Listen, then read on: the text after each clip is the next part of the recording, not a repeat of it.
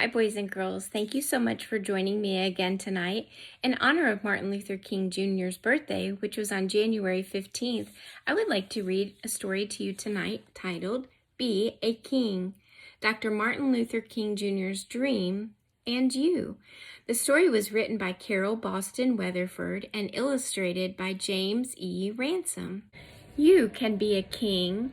Stamp out hatred. Put your foot down and walk tall. You can be a king. Beat the drum for justice. March to your own conscience. It's not always easy to stand up for what's right, but everyone has the power to make the world a better place. Inspired by the most important moments of Dr. Martin Luther King Jr.'s life, award-winning creators Carol Boston Weatherford and James Ransom show a new generation of children how to follow in Dr. King's footsteps. You can take charge. You can change the world. So as you may have already guessed, this book isn't about being a king like royalty. It's about being a king like Martin Luther King Jr. was, and the example that he set for all of us to be a kind human being. The book begins with a quote by Martin Luther King Jr. Everybody can be great because everybody can serve. You don't have to have a college degree to serve. You don't have to make your subject and your verb agree to serve. You don't have to know about Plato and Aristotle to serve. You don't have to know Einstein's theory of relativity to serve. You don't have to know the second theory of thermodynamics and physics to serve. You only need a heart full of grace, a soul generated by love. Your service is the rent we pay for the privilege of living on this earth. And this is to everyone who marched, protested, and stood up for civil rights for all Americans. You can be a king. Marvel at creation. Keep the faith of your ancestors. And ancestors is just a big fancy word, meaning the people who came before you or the lineage from which you descended. So it says you can be a king by keeping the faith of your ancestors, meaning that whatever they believed in or whatever they fought for to get them where they are today or to get you where you are today, you have to honor that because they're your family. You can be a king. Know that bigotry hurts. Remember how you felt when treated unfairly. So bigotry is a prejudice against a person or people on the basis of membership in a particular group. So this was actually a scene from Martin Luther King when he was a child, and he was actually friends with this little boy across the street.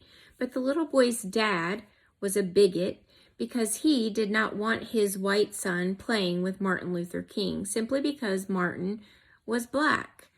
So this was very hurtful to Martin. You can be a king by standing up for people you see being treated unfairly because you know that it's hurtful. You can be a king. Admit that you've done wrong.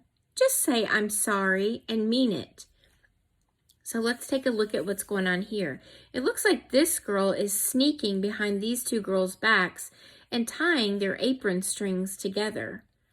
Then if we notice up here, look, she's laughing and kind of smirking. She thinks it's funny.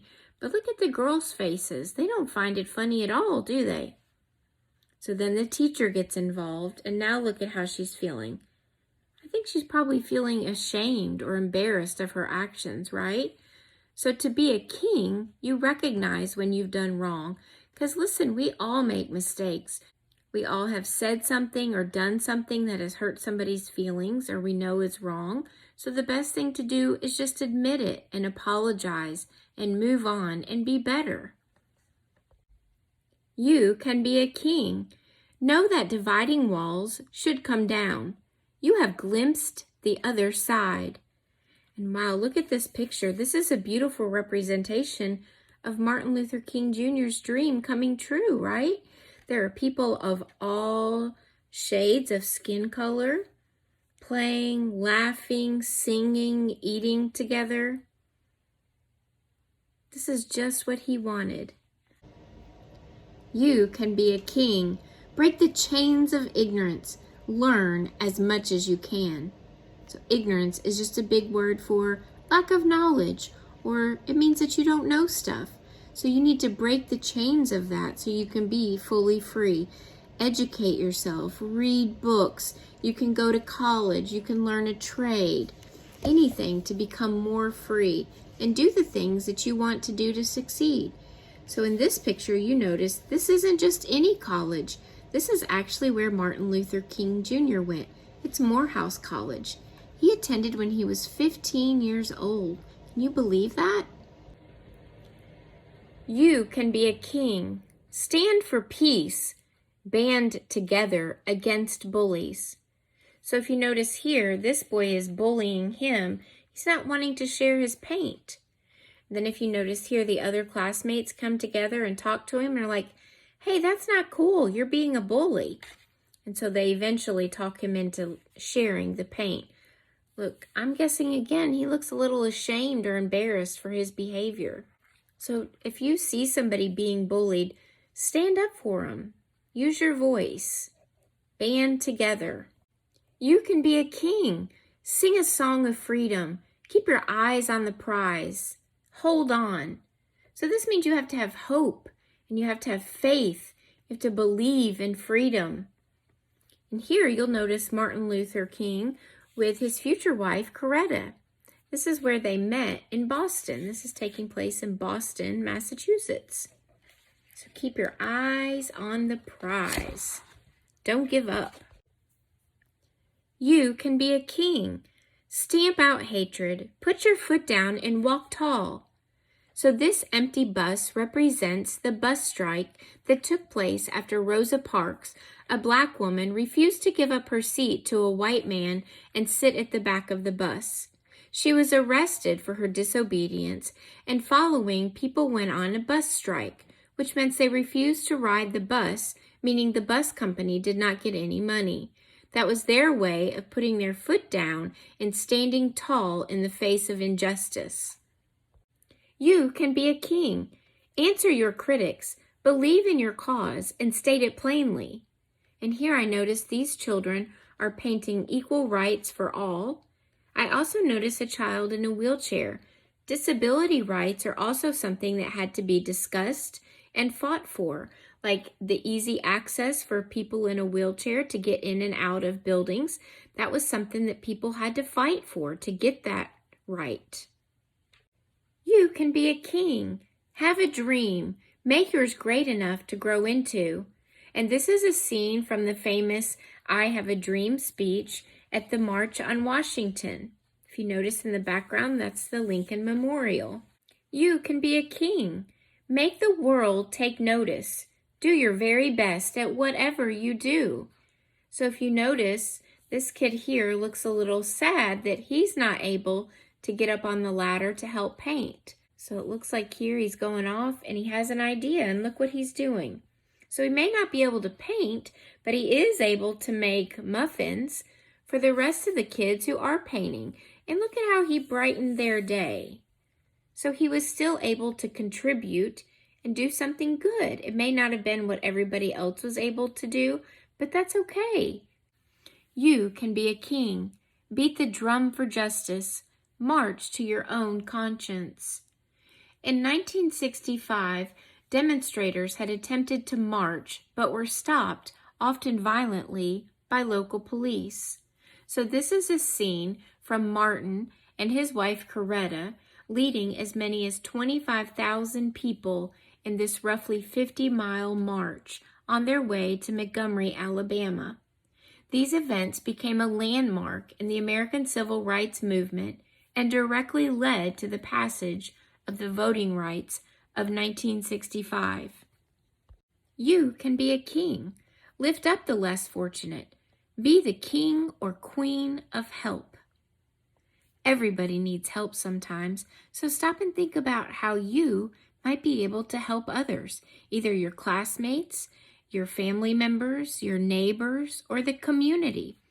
It could be helping somebody with homework, or carrying their books, or raking your neighbor's yard, carrying in the groceries, helping an adult clean up, or volunteering in your community to clean up.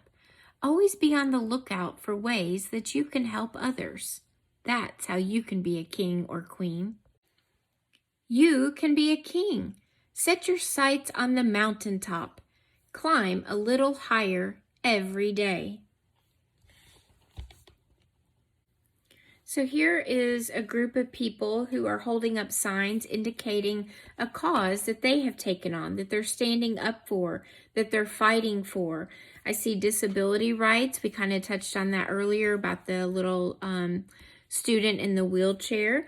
I see equal rights, which protects people regardless of their skin color or their age, or if they're a boy or a girl, or the religion that they practice. It means that everybody has the same rights. This one says buy local, and this is one that I have supported, especially during the coronavirus, and many businesses have had to shut down. So this means that rather going to like big box stores like Walmart or Kroger or Lowe's or places like that, you find locally owned businesses like family businesses and support them, so that helps their family directly. Fair pay, workers' rights, and end war. Okay, so all of these people have picked a cause that's important to them and they're standing up for it. So, how will you be a king?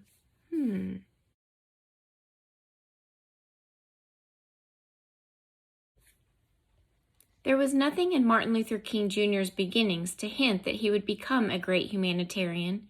Born into a family of Baptist preachers in 1929, Martin Luther King Jr. grew up in Atlanta's segregated Sweet Auburn neighborhood. He first felt the sting of racism at age 6 when a white friend told him they could no longer play together. That fall, at age 15, he entered Morehouse College under a wartime early admissions policy. There, he was influenced by college president Benjamin Mays, who called on black churches to take up social causes. In 1948, King went on to Crozer Theological Seminary in Pennsylvania, where he learned of Gandhi's nonviolent philosophy of civil disobedience. At Crozer, King was elected the first black student body president. He went on to earn a doctorate degree from Boston University. While in Boston, he met Coretta Scott, his future wife, who was studying to be a concert singer. Soon after becoming pastor of Dexter Avenue Baptist Church in Montgomery, Alabama, King stepped into history. He was enlisted to lead the bus boycott that began when seamstress and NAACP Secretary Rosa Parks was arrested for refusing to give her seat up to a white man on a city bus. After the successful 381-day boycott, King co-founded the Southern Christian Leadership Conference to organize civil rights protests throughout the South. In 1960, he returned to Atlanta to co-pastor at Ebenezer Baptist Church with his father and devote himself full-time to the civil rights movement. That same year, he was arrested at a student-led lunch counter sit-in. In 1963, community leaders summoned King to fight segregation in Birmingham, Alabama, a city nicknamed Bombingham for a string of unsolved racially motivated bombings. During those protests, police turned high-pressure hoses and canine dogs on marchers.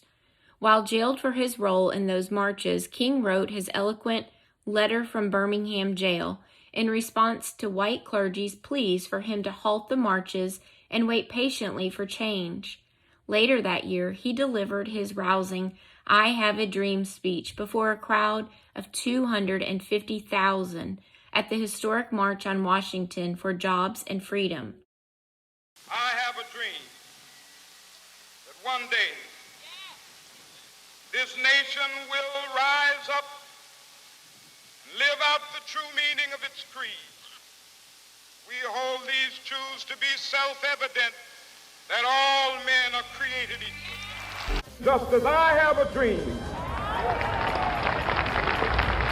that my 4 little children will one day live in a nation where they will not be judged by the color of their skin, but by the content of their character. I have a dream today. In 1964, the year that Congress passed the Civil Rights Act, King was awarded the Nobel Peace Prize. In 1965, he led the Selma to Montgomery March, actually a series of 3 marches, which marked the political and emotional peak of the modern civil rights movement. The first march, on March 7th, ended after only 6 blocks when police beat back the nonviolent protesters at Edmund Pettus Bridge with tear gas and billy clubs. That day became known as Bloody Sunday. 2 days later, King led a symbolic march to the bridge where protesters kneeled in prayer. The third march lasted 5 days and reached Montgomery with 25,000 protesters on March 25th. Those marches led to the passage of the Voting Rights Act of 1965. For leading mass protests, King was jailed numerous times and targeted by white racists with knives and bombs. At the same time, some black preachers considered him a troublemaker, and more militant black leaders rejected his nonviolent approach. King kept marching, though, and pursuing his humanitarian mission. He spoke out against the United States' role in the war in Vietnam, and he fought discrimination in housing, employment, and schools. That fight took him to Memphis, Tennessee in April of 1968 to support striking sanitation workers. While there, he gave his prophetic mountaintop speech in which he alluded to the promised land and the possibility of his own premature death. On the evening of April 4th, 1968, he was assassinated. Riots broke out in more than 120 American cities. His funeral was an international event. In 1983, a national holiday to be observed on the third Monday in January was proclaimed in his honor. President Reagan signed into law a bill today creating a national holiday honoring Martin Luther King. ABC's Sam Donaldson was at the White House. The White House staged an impressive ceremony today, the President and Dr. King's widow walking into the Rose Garden together in an effort to spruce up Mr. Reagan's tattered civil rights image. The President signed the bill, which he had so strongly opposed, making Martin Luther King Jr.'s birthday a national holiday. And he delivered remarks before some 200 invited guests, which, while not quite calling Dr. King a great American, were designed to honor him. In 1968, Martin Luther King was gunned down by a brutal assassin. His life cut short at the age of 39. But those 39 short years had changed America forever. The conscience of America had been touched.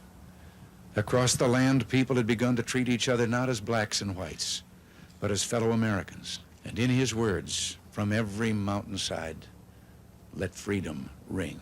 As the President left, the audience broke into We Shall Overcome, singing the anthem of the civil rights movement as Mr. Reagan shook hands on his way out. We shall